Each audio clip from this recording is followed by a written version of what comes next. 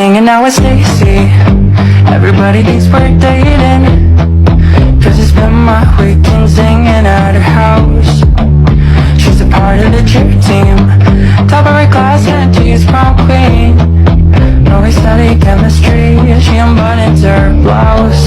But I got a secret, I must confess. It's not a lie for the way she tries. She's not the reason I've been thinking about love. Every weekend when we hang out, I lose my cool when he's around. And I don't know if this is just a crush. How do I find the words to tell her I'm in love with Stacy's brother?